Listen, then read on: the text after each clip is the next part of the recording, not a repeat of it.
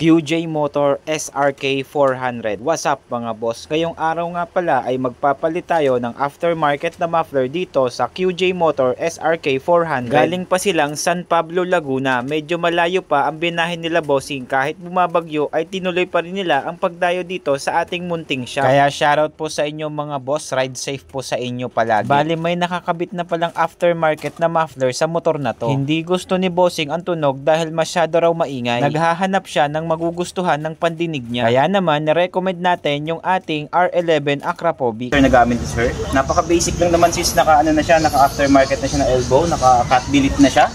So, ito yung nakakabit sa kanya SF Project Round Pipe. Try natin ikabit tong R11 na to.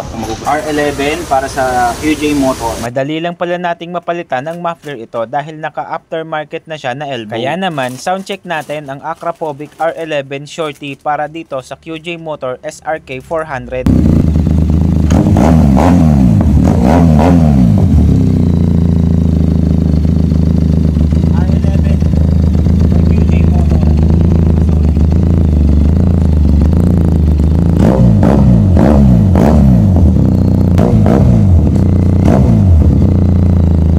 Hanap ng first time big bike, the best to QJ Motor, diba? Inline 2 siya. Sound check natin to kanina. So comparison natin, ito yung dating muffler ni sir nakakabit. So sound check din natin kung ano yung pinagkaiba ng dalawa. Sound check natin kung ano pinagkaiba.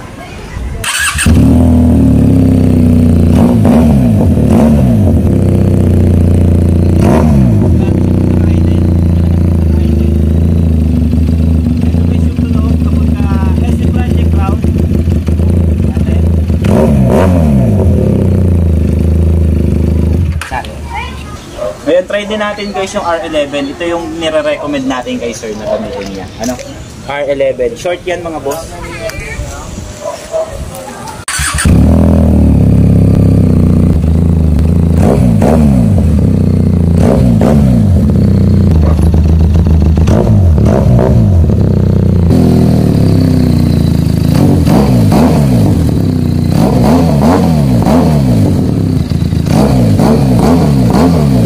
Sa part na to mga boss ay nagtry pa pala si sir ng isang shorty. Austin Racing naman, nagtry lang siya kung talagang magugustuhan niya.